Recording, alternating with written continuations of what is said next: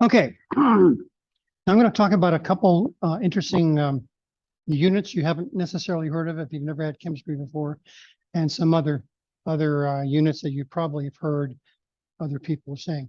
Now, this unit has got three main parts to it. First, tonight we're going to cover something called a mole, a lot of dimensional analysis. We're going to be using the periodic table a lot. And then we're going to get into, on Thursday, balancing equations. That's the second main component of this unit. And lastly, we're going to put those two together. That'll be Thursday of next week. And that's called stoichiometry. And I have a funny story about that. One of the tests I was giving up in Washington, I needed some filler points on the tests because I wanted to get it to a rounded unit. So I said, what are we studying? And the name of the test was stoichiometry test. I said, what are we studying? And people actually missed that. Chemistry. Yeah, it was like, oops. So anyway, all right. So tonight we're going to talk about these things. Okay, grams, moles, number of atoms in a common unit. So the first thing I want to talk about is the common unit in science and engineering. And that's called a mole. And it's a very odd name. It doesn't come from the little furry animal. It's derived from the word molecule. And it's just a common unit. Now, let me show you something about units.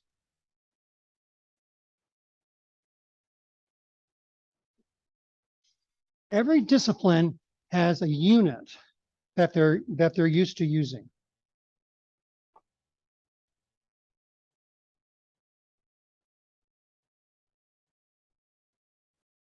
And usually it has to do with a number of things. So if I was a chicken farmer, what would be a common unit I would be using? Dozen, okay?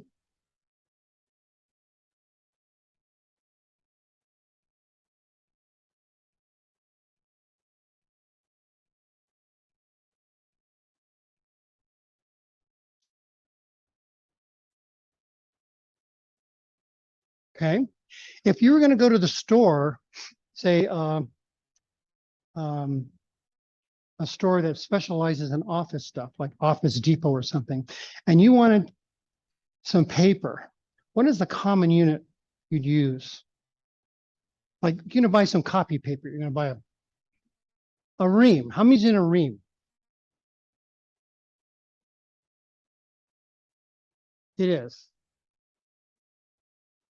500. Okay, so now we have another unit, and I noticed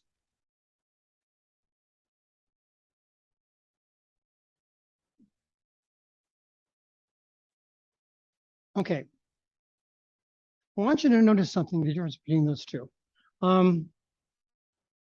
Is a piece of paper bigger or smaller than an egg? If you're going to weigh them both, which would weigh more? The egg. All right. Notice when we're working with eggs, we have 12. Okay. And we're working with paper, and you just told me the piece of paper weighs a lot less than an egg.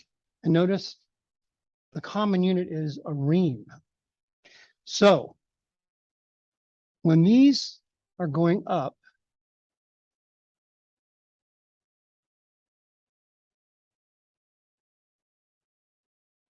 these are getting smaller. Now, we're going to talk about chemistry. What do you think an atom is? Is it pretty good size, or is it really small? Is it small, small? Very small.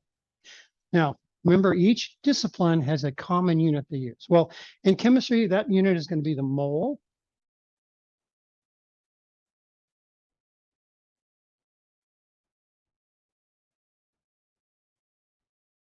Okay, so is that a very big number?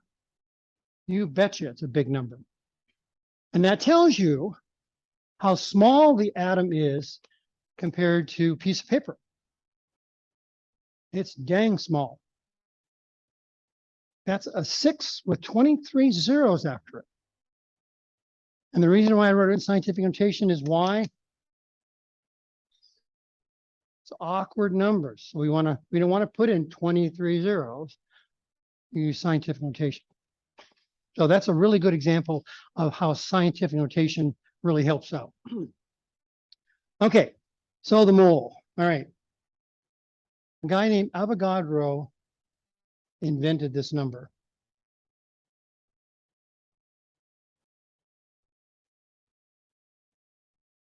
And guess what the name of the number is?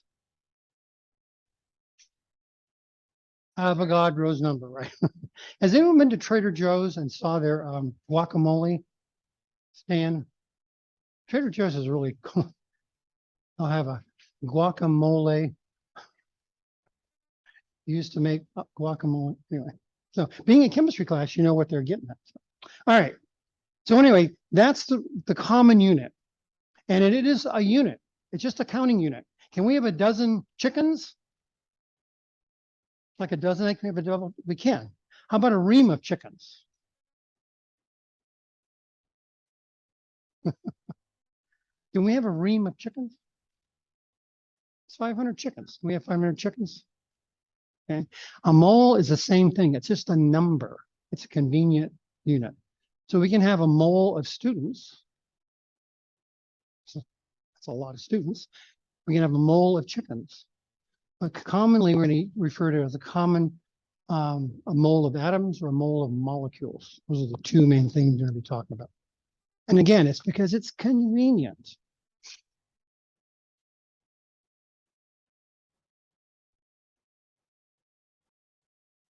Now, we've worked with the periodic table a lot.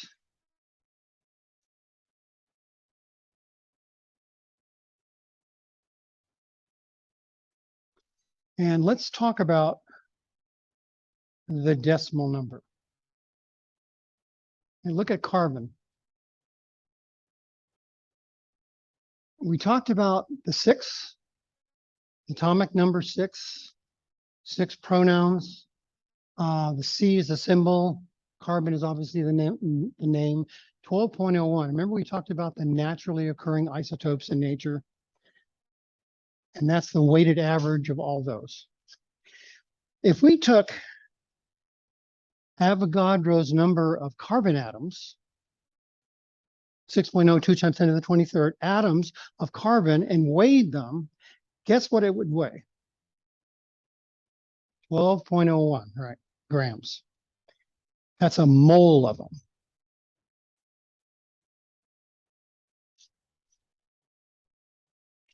A mole of nitrogen atoms, 14.01, 6.02 times 10 to the 23rd atoms of nitrogen. Notice those numbers are different. Why do you think the numbers are different?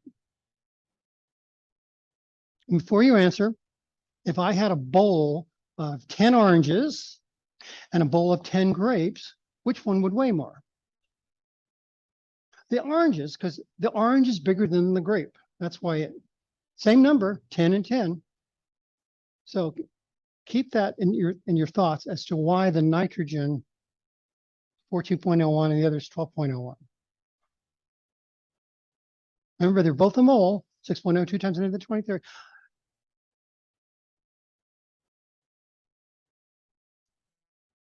Okay, how many protons does that nitrogen have? 7. What about the carbon? 6. So the nitrogen has more stuff in it. That's why that number is bigger. Just like we're looking at oranges versus the grapes. So all the numbers, the decimal numbers in the periodic table are different because they all contain different numbers of protons and neutrons. But the number of them is the same. Avogadro's number, Avogadro's number, Avogadro's number, etc. Okay.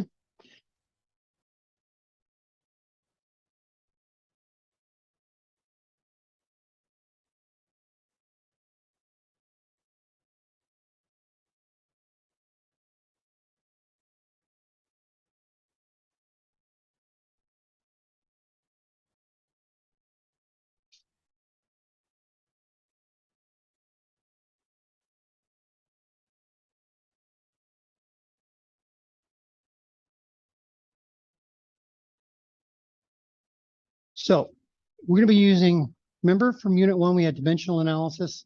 We had all those conversion factors, and we have yet another conversion factor. And that's called the molar mass. A molar mass is grams per mole, or as you always have inverses of conversion factors, moles per gram. And we have another conversion factor we already mentioned tonight, and that is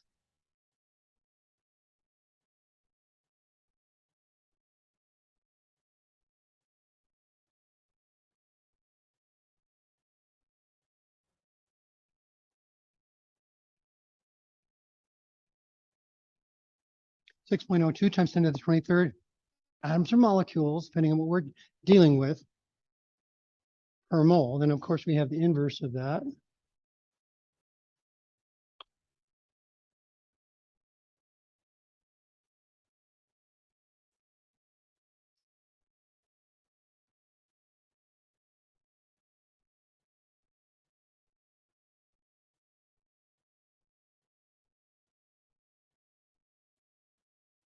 Now, important distinction between these two conversion factors, the 6.02 times 10 to the 23rd atoms per mole is constant.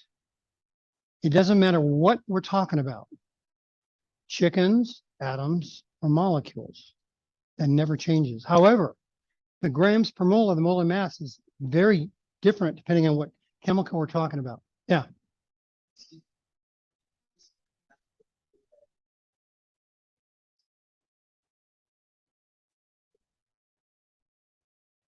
Remember, I'm old. Speak up. You basically back to blue, the formula that you had on the whiteboard on the PowerPoint. Yeah. Right, that was next to that. Oh, I'm gonna give you another example of that. So did you guys copy that down? Oh, good. Okay, these two you need to know. One, you're always gonna have a periodic table, so you don't have to memorize anything about that because you can look it up, but you need to know the concept of grams per mole. The other one you need to know, and you'll use it a bunch of times in here, so you probably won't have to memorize it because you're using it enough to get to know. Okay, so let's do a problem. This seems like it's an old.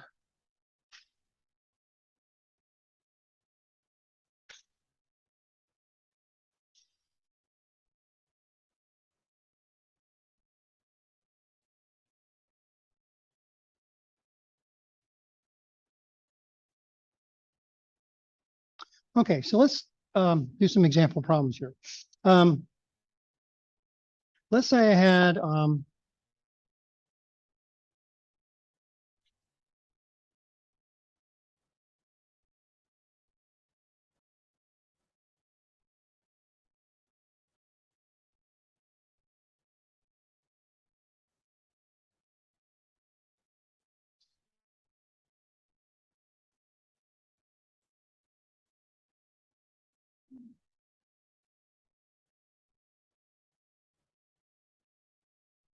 okay, so I have 1.10 moles of carbon dioxide. How many molecules do I have? Okay, remember the 4 steps of doing a problem. Number 1 is balance the equation. Number 2 is what's given. Number 3 is what's to calculate, and then the setup. And we always use those. Just like in our text. All right, so what's given?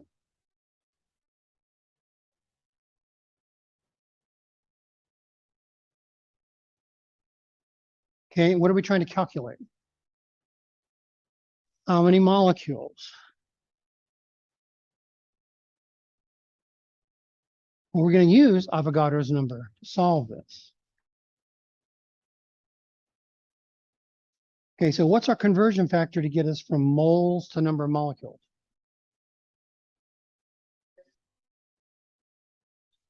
Cool.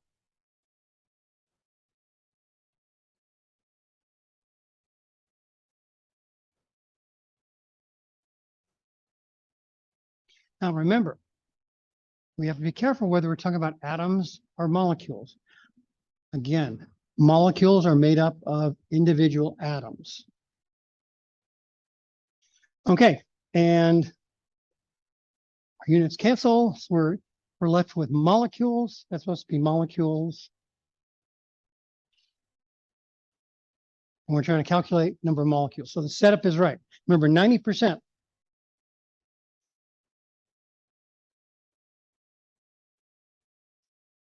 %90 credit. So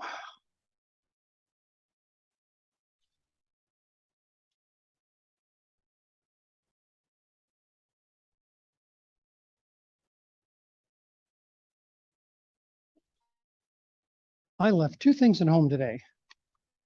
What's the one thing you never leave home without? Phone. Yes. I went and tapped my pocket and it's not there. So I'm going to use a calculator here.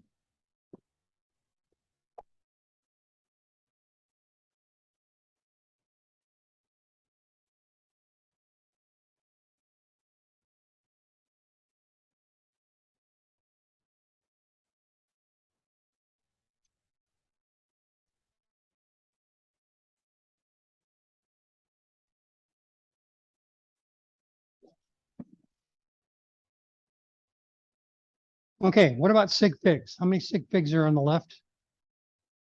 3. What about 6.02 times 10 to the 23? So our answer is going to have 3 sig figs.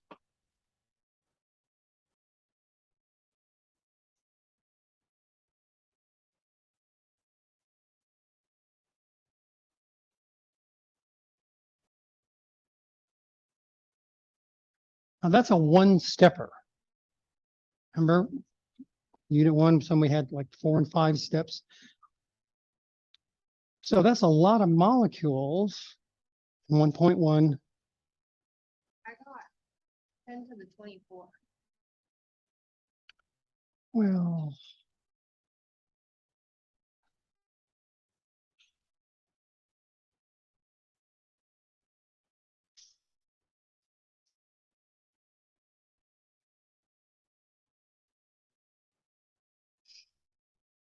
Oh, no. now remember, setup is worth 90% of the points. She had the wrong answer. So that's 1 or 10%. So the problem's worth 10 points. Assuming you got your numerical answer right, your units right, your sig figs right, that's the other 1 point. Okay. So setup is really important, like unit 1. All right. Let's do another problem.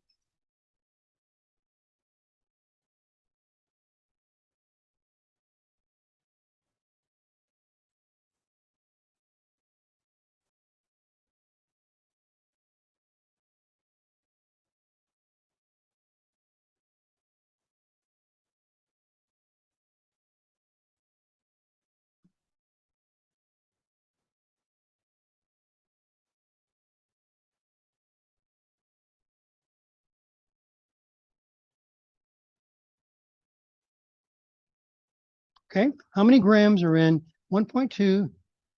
Let's do 1.20 times 10 to the 14th atoms of carbon. Okay, so what's given?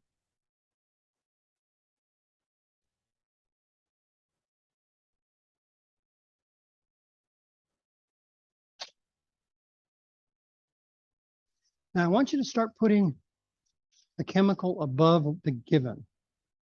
And you'll see on Thursday next week why that's real important, okay? So just as a habit, whenever you have a number, put the chemical above it.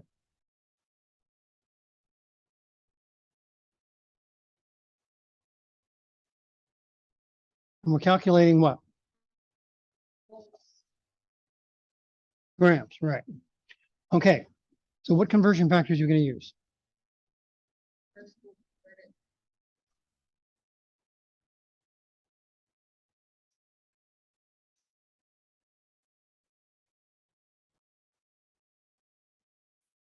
Okay, and that's right. You're doing it perfectly. The question you always have to ask yourself, is there one conversion factor that has both the given and the calculated in it?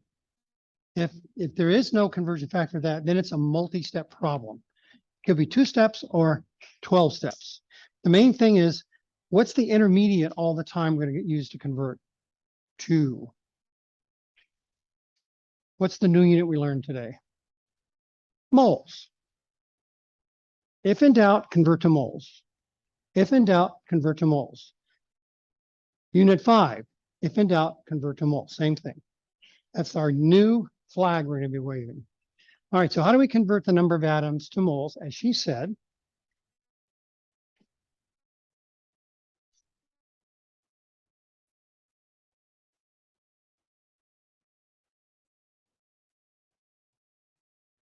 okay, that gives us moles of carbon, but not grams of carbon.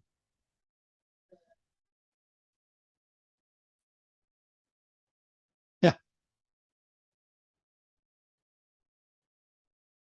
Yes. Yeah. And we get that number from the periodic table. So carbon is 12.01.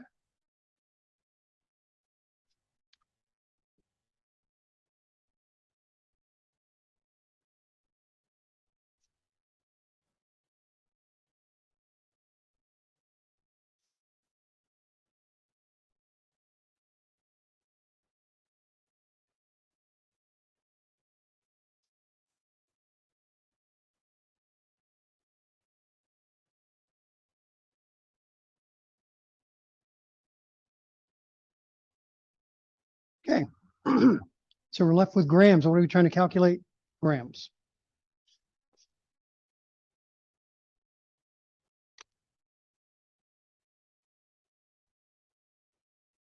This calculator has been through the Civil War. It has a piece of gum stuck on it and hair stuck to it. Yeah, that's what I said. Yum.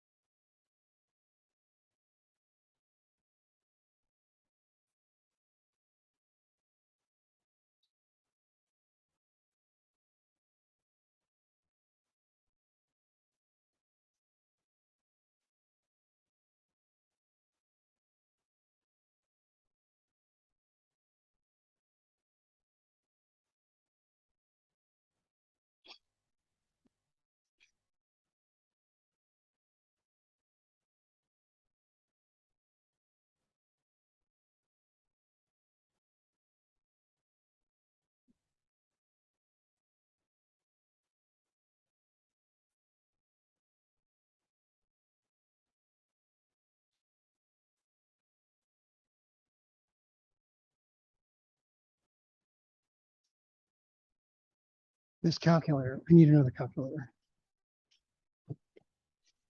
Stu, by any chance, do you have a calculator on you?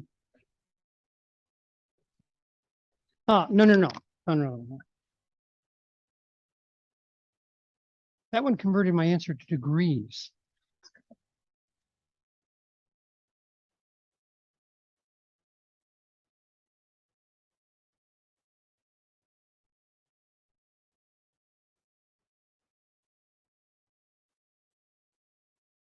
And this calculator doesn't have EE.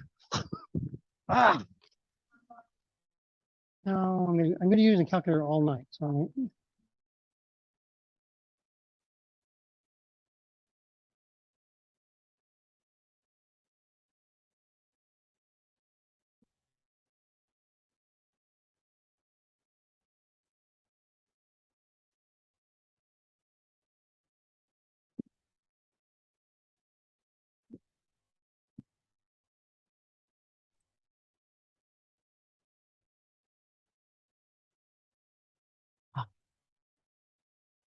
pink wins.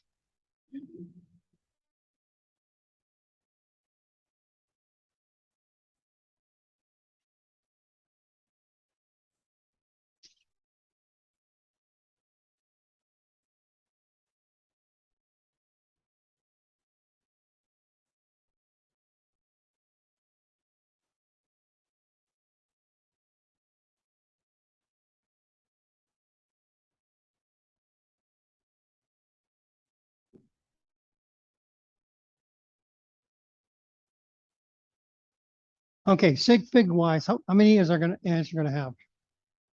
3.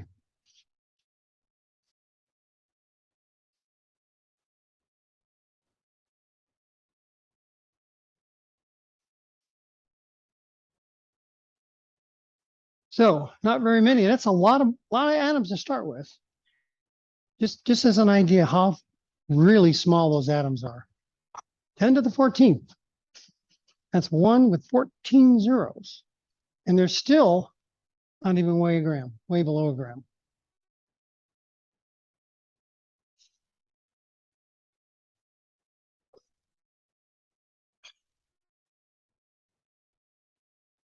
Okay. Now you'll be seeing a lot of these type problems in this unit. When we get to next Thursday, we're going to be doing a 3-step minimum. Every single problem. It's going to be 3 steps. So you need to get used to this.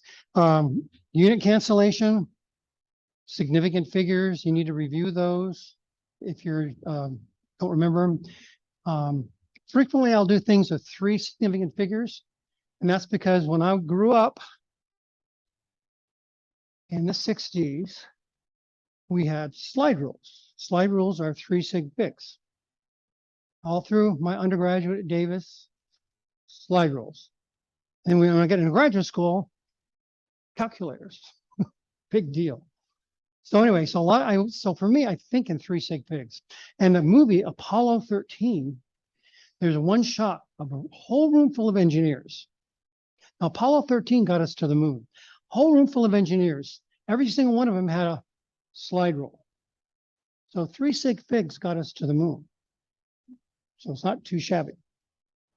Okay.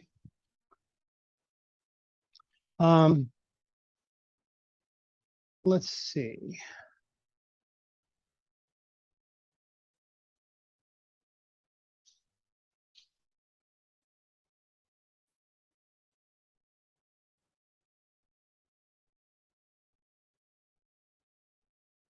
Now, these are very common problems. How many atoms, hydrogen in 1.23 moles of water? Let's do that one. I think that's a really interesting one. Okay, given is what?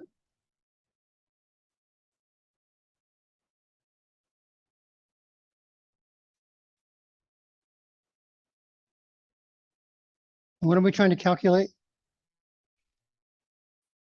Atoms of hydrogen, not molecules of water, but atoms of hydrogen. So before I ask another question, here's another question for you. If I have 10 bicycles, how many wheels do I have?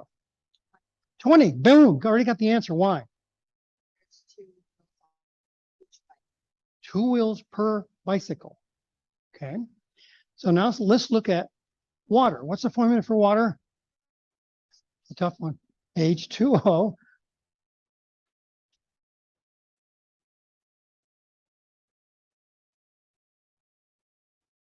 So for 1 molecule of water, how many hydrogens do I have? 2. If I have 10 molecules of water, how many hydrogens do I have? 20. 2 times the whole molecule. It's like with the bicycle. So if I have 1 mole of water, how many hydrogens do I have? 2 moles of hydrogens. Okay, so that's another conversion factor. Okay, so let's go back over here. So what is our next step?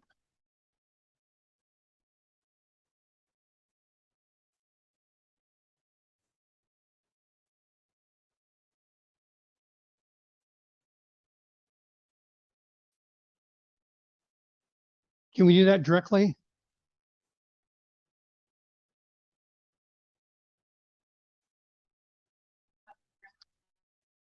Think about the conversion factors we talked about. We talked about Avogadro's number, 6.02 times 10 to the 23rd, of something in a mole, right? Atoms or molecules.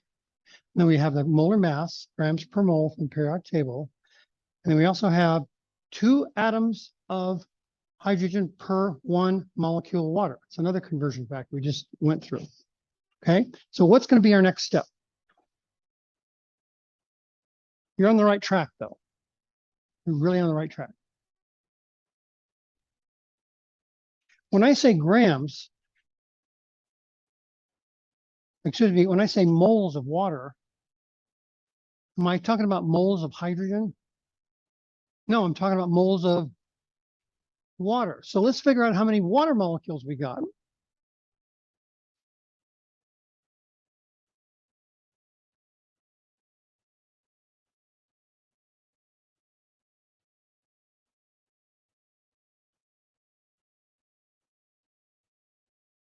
That gives us a number of water molecules. Now we can invoke the other conversion factor of how many hydrogen atoms per 1 molecule of water. So molecules needs to be on the bottom.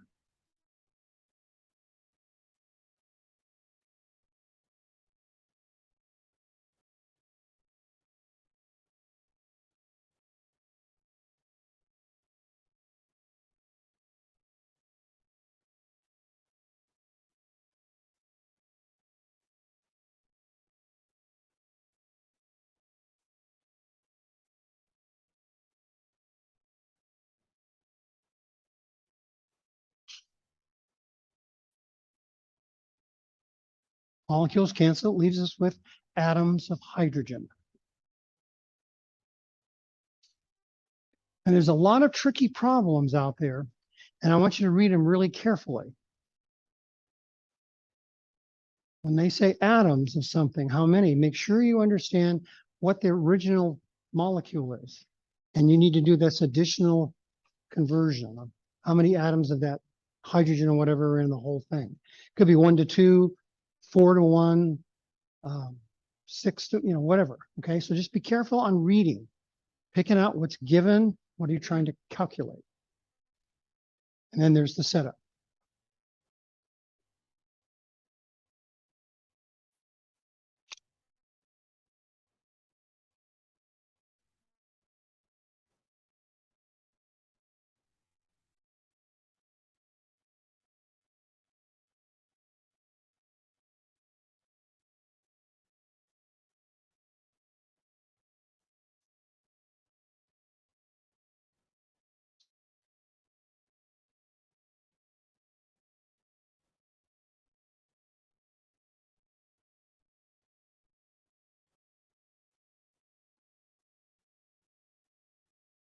Okay, so 3 sig figs again. So we're looking at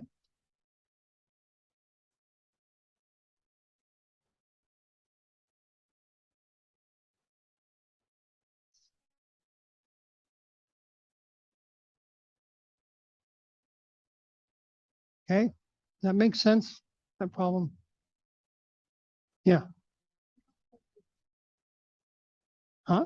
I got a different number. 14.8092. Let me see. Does it show your calculation? I mean, I didn't. Oh, no, it doesn't. Okay. Let me just do it again to make sure.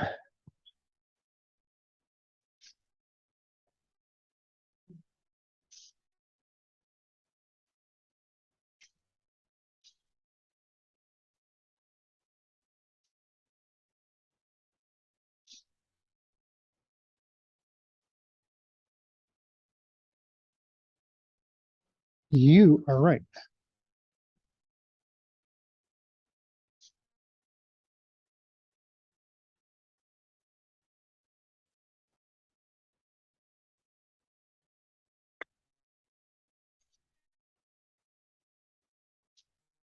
Did everyone get 1.4 times 10 to the 24th? No, it's okay. On the other one? Yeah. For the first one we did, I keep getting 2.39 times 10 to the 30. I will ask you about that later. Yeah. All right. So,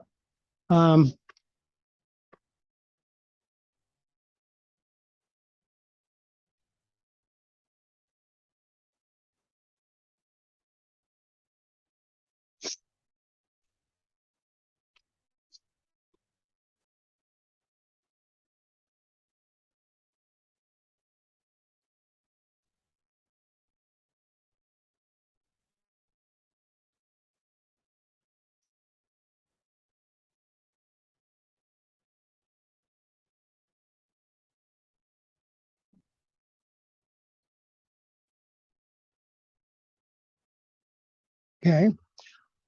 All right, so we have so many molecules of water. How much does it weigh? And I want to keep going through these example problems to get you comfortable, because you can see that this is very similar to Unit 1.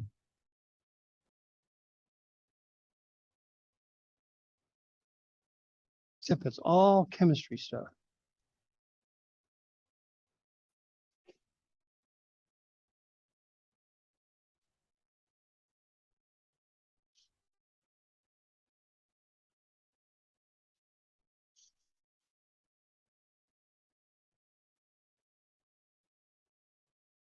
Okay, so what's given?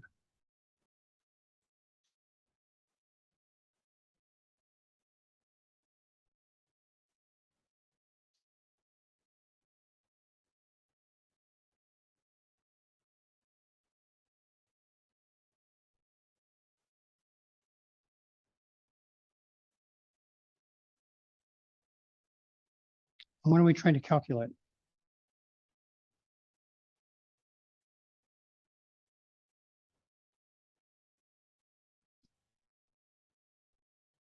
That's our given. What are we trying to calculate? The weight, so mass, grams. Yeah, we're looking for grams. Whenever you weigh something, you always, the output is going to be mass, which is in grams. So we want grams.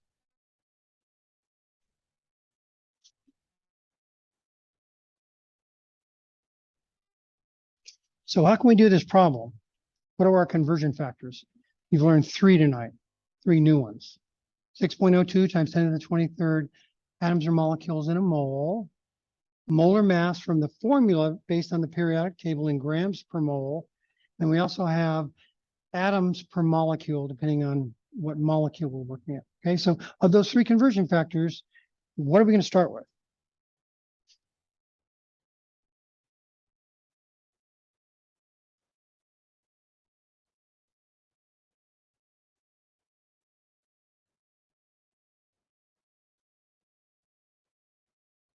Okay, that gives us mole. And how do we get to grams from mole? Periodic table.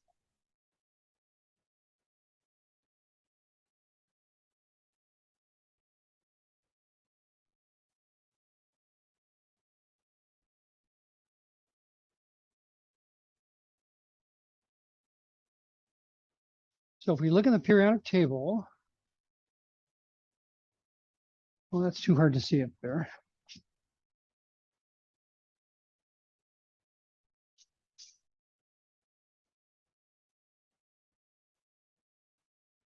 Okay, so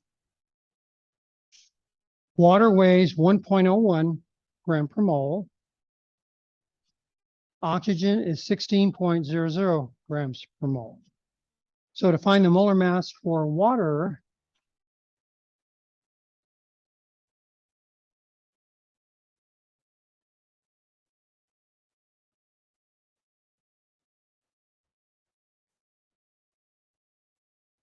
so the molar mass for water is 2 hydrogens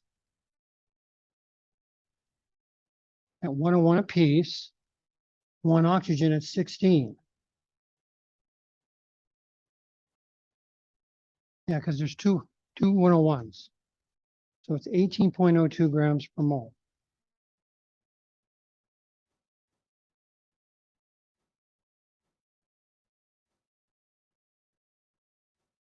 Okay, so that's the setup.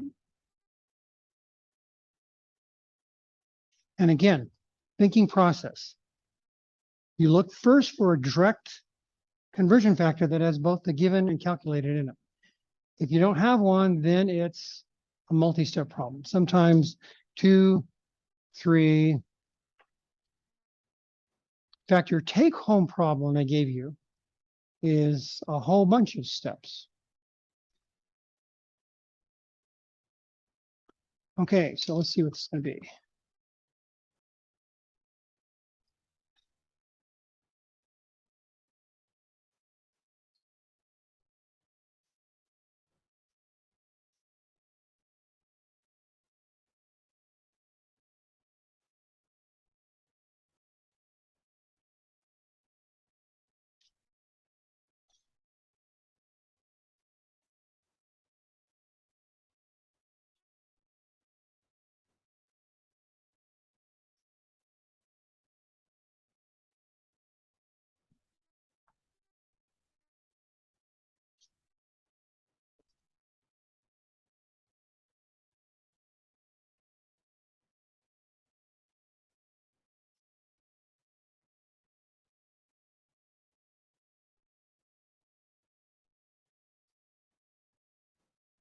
So 3.68 times 10 to the 11 grams.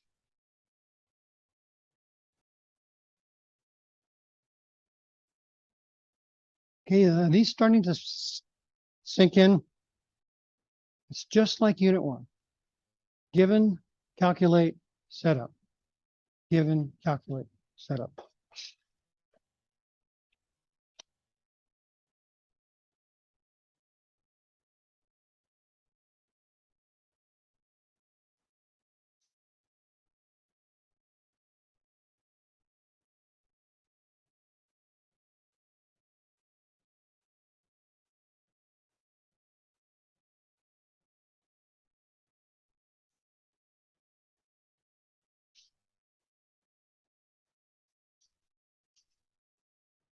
Okay, let's do this problem here. How much water is driven off by heating 14.8 grams of copper sulfate?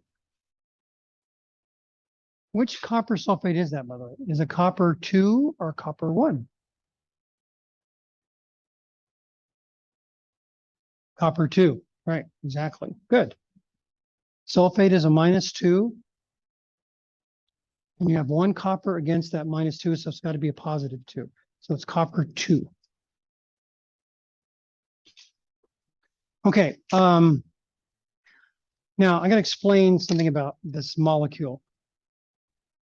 If you go to the store and buy root killer, this is what it is: copper sulfate. It's a really pretty blue crystal dissolved in water. It's a nice blue solution, but it's got water attached to it. Water attached to it. So it's called a hydrate. Hydrate means water.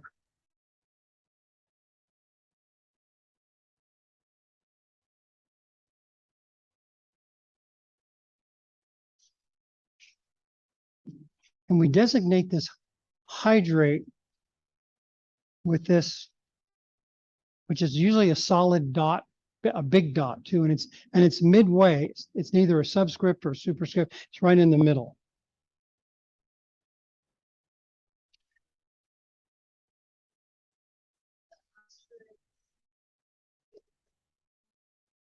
Okay, let me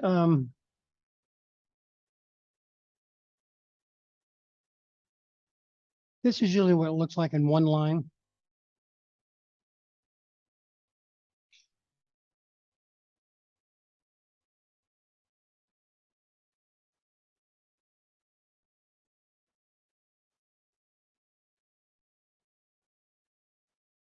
Now, the thing about formulas, I want you to think in terms of moles. What this says is for each mole of copper sulfate, we have 8 waters bound to it. And that's called the hydrate. Now, the crystal doesn't look like any kind of water you've seen before. Doesn't look like ice, doesn't look like liquid water or gaseous water. It's just bound up to the central molecule, copper sulfate.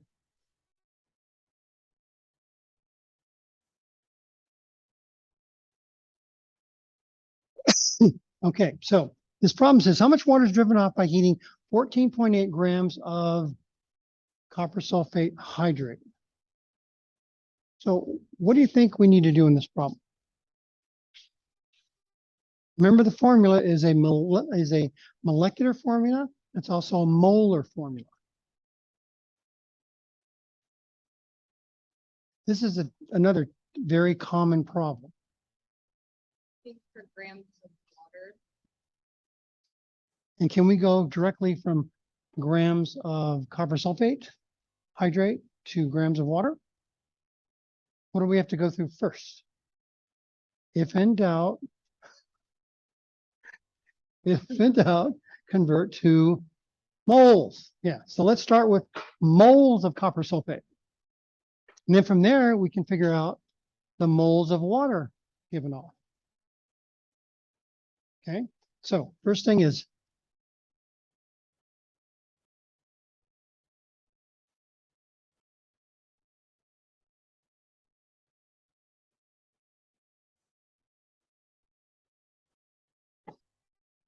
So we need the molar mass of copper sulfate hydrate. There's a lot of stuff there.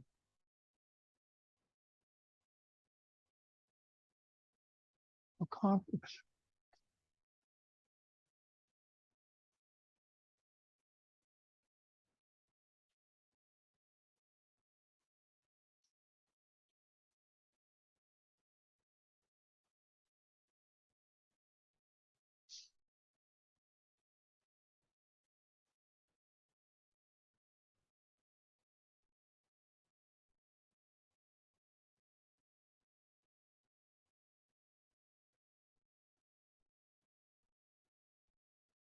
Okay, so copper is 63.55. Sulfur is 32.07. And we have 4 oxygens at 16 apiece. So that's going to be 64.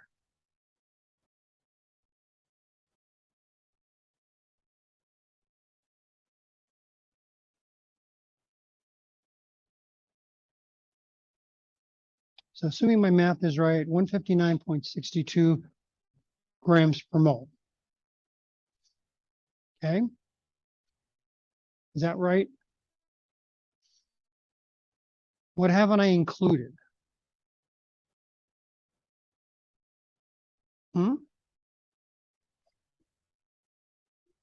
Where's the hydrogen in copper sulfate hydrate? It's bound up in what? With the oxygen, and hydrogens and oxygens together, water. So what didn't I include in that molar mass? The water. The water has to be included in a hydrate.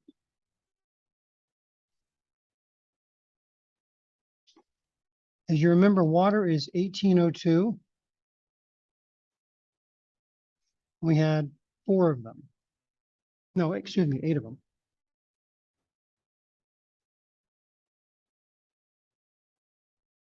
And that I can't do in my head. So let's see here.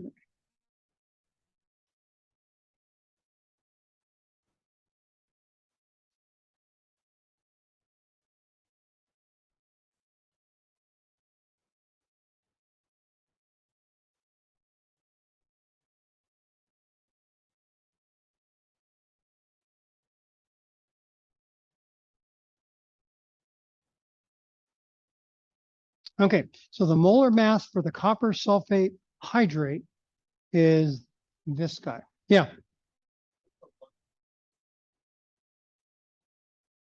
That's 8 waters. Water is 1802 for 1. We have 8 of them. That makes sense? Okay. All right.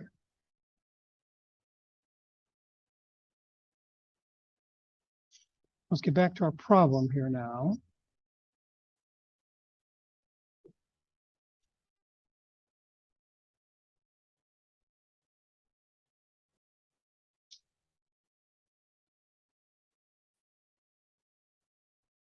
Is it 303?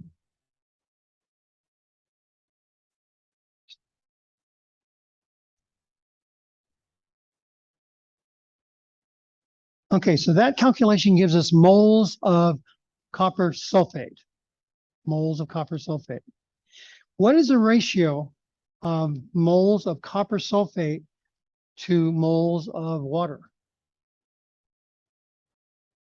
1 in 8. So we have to have the copper sulfate on the bottom here.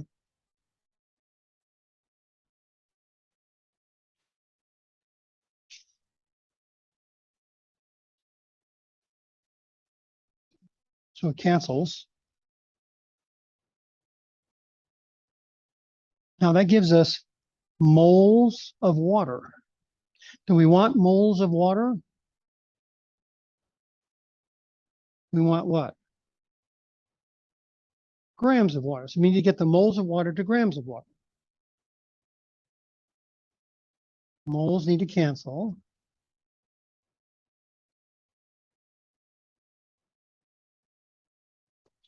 So we're left with grams of water after everything was canceled out. Only thing left is grams of water. What are we trying to calculate? Grams of water. Okay, does this setup make sense?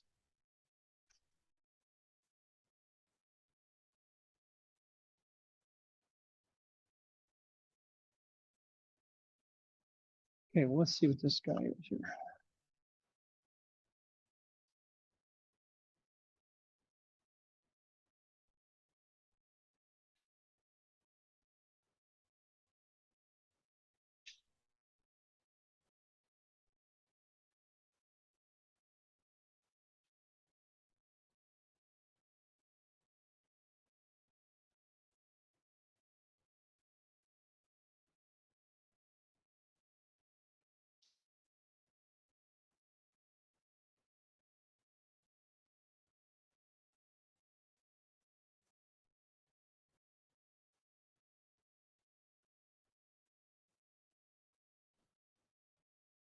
So basically, half that 14 grams is water. Now, this is going to be very similar to your lab tonight. What you're going to do in your lab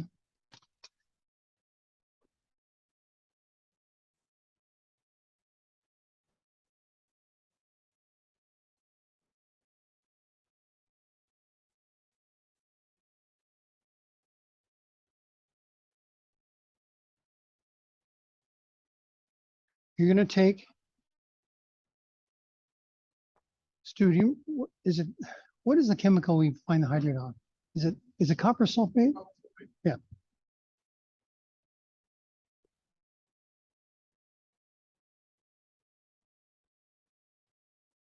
So we're going to have a hydrate of copper sulfate. And the idea in tonight's lab is what's X? So what we're going to do is we're going to drive the water off. We drive the water off with lots of heat.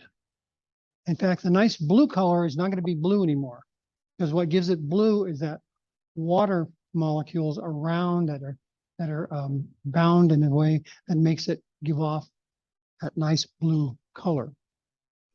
So what we're going to do is we're going to heat the daylights out of it. It's going to change color. It's going to get kind of dull looking, not pretty anymore. And then we're going to let it cool down, and we're going to weigh two things.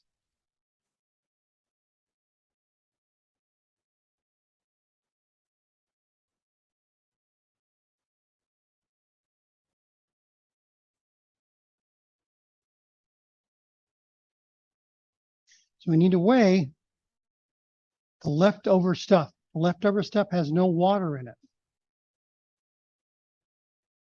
So if this was 5 grams, and we ended up weighing afterwards, after it cools down big time, and it ends up being 2 grams, how do we know how much water came off?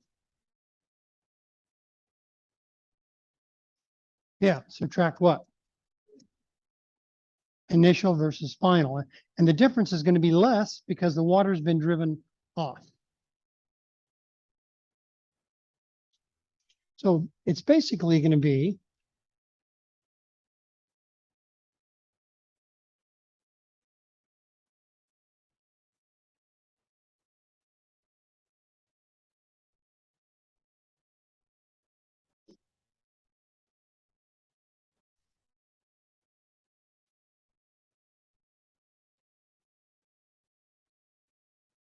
moles of a hydrate minus the moles of anhydride gives us moles of water.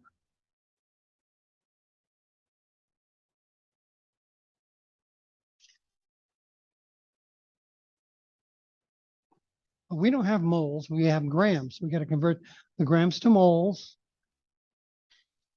First calculation. We're going to get moles of the anhydride with no water attached. Okay, and that subtraction is going to be in grams. We'll end with the water that's off.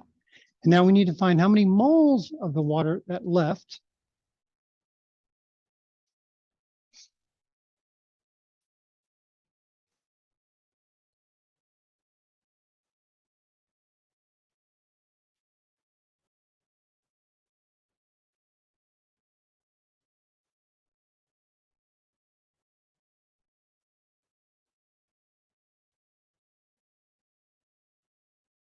And that'll give us a ratio of water to what we started with.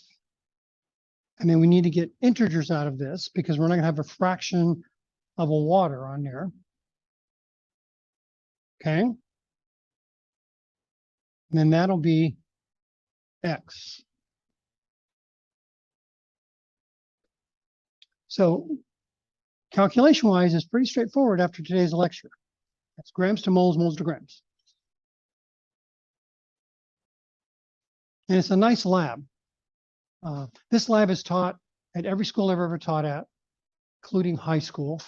It's taught at every course, including OChem. I mean, all the courses do this lab. It's a nice lab. It's very straightforward. You can get really good results with it. Okay, so that is it for tonight. So yeah,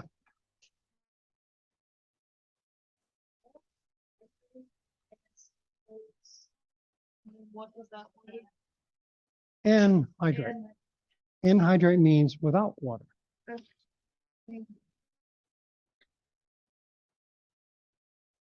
Okay, make sure you have your pre-labs done. I don't know if you received my email. Hmm? I don't know if you received my email, because I No. emailed you, I was like, hey, like, because my camera wasn't working, and you weren't there on Thursday, so I can like show you. Yeah. My Thanks. things. Show it to me, and then when you get it working, send it up. Because you showed me, it'll be fine. Okay, Does that make sense? I'll let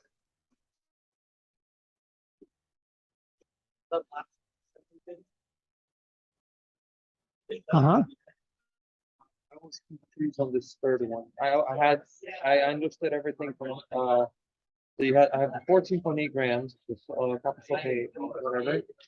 That converts moles of the hydrate, Of what? of the hydrate. Hydrate means with the water. Right. Let me shut this off. It's going to be recorded.